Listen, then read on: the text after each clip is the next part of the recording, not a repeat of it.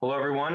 We have a really great guest today. This is another edition of our Zoom In on Paid Internship series, and we have an alum of Brooklyn College. His name is Yusuf Britton, class of 2013, and he is the lead data analyst at Evernorth. And he's going to talk about his experiences in the field, especially with Evernorth, but also specifically with his internship that he did at Thompson and Company. So this is really great, and we're going to get to know a little bit more about Yusuf and his career trajectory. Yusuf, thank you so much for being here today. Yeah, thank you for having me, Michael. Yeah, absolutely. No, this is really great. And we always love when alum want to come back and speak with students. And I think any advice that you give today is really going to help them make an informed decision about their particular career path. So let's get started. So just tell us a little bit about yourself, your what your major was, what your career trajectory is. Right, yeah. So I'll get into it. So my name is Yusuf. Currently in New Jersey, and as far as like my career trajectory, which has been interesting. When I was at Brooklyn College, I was in Brooklyn College as a CPA track for the Bachelor's of Science in Accountancy. From there, I got a couple of internships, mainly because of the Magna Center, because I had no idea what I was doing. And one of the first major internships I got was at Thompson's company, as Michael has stated. At the time, I was working at a couple of different jobs, and like financially, it was kind of hard for me to continue working there as a free internship. I was one of the stipend winners for it, which definitely helped me out during the time that I was there. From there, I did get a conversion for a full time job there, and that opened up a lot of possibilities for the further jobs that I had. From there, I worked at a couple of different places. I was a staff accountant once I graduated in May of 2013. From there, I did change my career around 2019. I was a senior accountant. I went into data science as a data analyst, and about like 2 years from there, I became a lead analyst. Yesterday being my first day. Where did you complete your internship, and how important was it to obtain that internship stipend? Right. My internship that I completed was at Thompson and Company. I was an accountant apprentice. When I was there, I was mainly working on tax returns for a couple of the different companies that we had. So we would go on site to audits, which is really good experience for me as an accountant to actually have that real life experience working with clients and completing their Schedule Cs and other tax documents to submit it.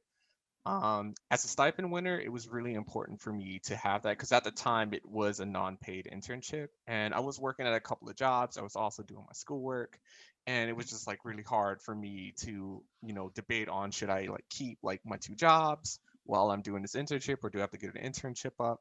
Upon submitting it to the Magna Center, I was a stipend winner, which helped me throughout the course of my internship there at Thompson and Company. The stipend award, that kind of gave you a chance to be able to do this internship because it was an unpaid internship, right? It was So an unpaid internship, yes. unpaid internship, and obviously the funds that you were able to gain kind of allowed you to be able to do that internship and then build. Was that your first internship? It was actually my second one. So the first internship I had also through the Magna Center, that one was paid. I did for I think it was a part of like my sophomore year. I was paid during the time of just going through the receipts, doing their expense reports. The second internship, since it was like at a CPA firm, and that was like my track. That was definitely the point in my career that I wanted to be at. But unfortunately, it was unpaid. So that's when I was given the stipend. So yeah, it was my second internship that I had. Very good, very good. But it was a huge resume builder then for you. Oh yeah, it was fantastic. Because from there it opened up a lot of opportunities for me. So upon completing it, like literally got a job offer as soon as that internship was done. And again, the Magna Center helped me apply for my first job. Yeah, I submitted my resume with like that experience of just finishing that internship, and they were really impressed with what I did there. And I was going for this role with people that had masters, and experience, and I was just fresh. I just had the two internships at the time in like whatever jobs that I was working at, and I was able to get my first job as soon as I graduated college. That's excellent. Yeah, and That's that excellent. internship helped me a lot to get through that door. What was some of the things that you did at the internship, and like what was a typical day like there? Right. So typical day at Thompson and Company, which is probably how it would be for a lot of CPA firms. So we would go into the client site. We would check through their books just to match up.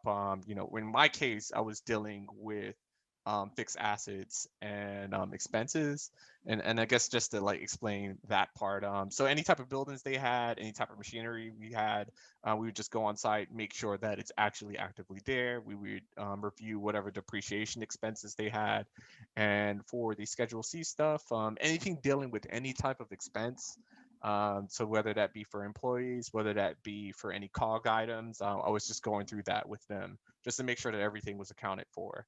That internship, which was the first audit that I had, was at Golden Crust in the Bronx. Who was doing one of their distribution centers there. So I would just go to the Bronx. I would be greeted with some delicious food, and we would just go through the audit with them. And that took the majority of my internship because just audits in general they go on for some time, and it's kind of hard to do that in like the 4 or 5 months I believe that I was there. But we did complete the audit. Everything was fine. Of course, it's a well-known company, but it was just really good experience to talk on how I know like how accounting works, how expenses work, how to track this stuff, how to deal with working papers, and these are like core things that you're learning through your classes. And I was able to apply that into the internship. What do you think was the most important skill that you gained from the internship itself? So it's a mix of hard skills and soft skills. Of course, the hard skills being that as an accountant, you should know accounting. But the soft skills was really important because it's one thing when you're in a class and you're in a safe environment and you have your books and you have your professor and you have your questions that you should ask. But once you become like a professional, and this is something that really helped me transition from internship to full-time role, you have to ask the right questions. You have to figure stuff out on the fly. There may be things that you may have read in your textbook that won't make sense until you have that real work experience. So being able to still have like that testing environment of being in an internship allowed me to figure out that, hey, these are some of the questions I should ask. And another important thing is because from there I actually went from that internship into a private industry, because I felt that, what, maybe I want to work more closely with one company rather than going through a whole bunch of places and doing these audits. I actually want to work on one set of books. So that's another great thing that comes with an internship, which a lot of people may miss, is that it lets you know if this is a good fit for you. I still liked the stuff that I was doing as a public accountant, but there was something about like the private accounting world that more appealed to me. Like I like the aspects of working on books. I like the aspects of, having these interdepartmental like meetings. And to me, it's like that's something that I feel more aligned with what I wanted. Great. No, that's great. And of course, a lot of this kind of ties into what your current role is now, right, as a lead data analyst. So, I mean, would you like to talk a little bit about what that role is like at Evernorth? So, what I do at Evernorth is kind of a mix of two things, which is how I want to answer this question in two different ways. One being what I currently do in my position, and how my accounting experience from the internship, even all the way back from the internship, all the way to like my latest accounting experience, helped me make that transition. So currently, I work with patient data just to try and figure out what's the best way we can better serve all of the members that we have, and how the employers can be able to serve their patients and employees the best way that they can. And I do that primarily using a bit of data analyst, a bit of like programming, and more importantly, having a good sense of how Excel works, which is something that transitioned from me being an accountant. So I know like, and not with you being a CS student or you being an accounting student, when it comes to like the actual business sense of like the role that you need to accomplish, you just have to mingle in all these type of skills that you have. So me being an accountant, I was very analytical. I was able to, read spreadsheets and know how to use a spreadsheet, of course. But more importantly, you know how to talk to people. You know how to ask those deductive questions. Maybe something doesn't seem right with the expenses. Maybe something doesn't seem right with the revenues. Maybe you're going through the cash items and something doesn't make sense. And even though like you're looking at these individual like transactions, you start to have that sense of doubting what you're actually seeing and questioning it and trying to solve that. So that was what I brought into me transitioning from like an accountant to a data analyst. Because being a data analyst is essentially the same thing. There's a lot between being an accountant and a data analyst that kind of mesh with each other. The biggest thing being you knowing how to read data and you knowing how to ask the right questions. And that's something that greatly helps me with the role that I currently have at Evernorth.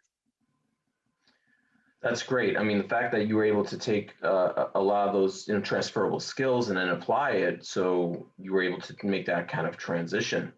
Um, that's great. And I think, again, that's something students should also think about too. And I don't know if you want to just add a little bit to this or not, but the idea that students, after they've graduated and they're on a career track, they could take those strengths that they have, everything they just mentioned, that analytical ability and that critical thinking skills, and still be able to apply that to a different type of role. Mm. And like you said, essentially, it's very much the same because of those core skills. You know. Yeah.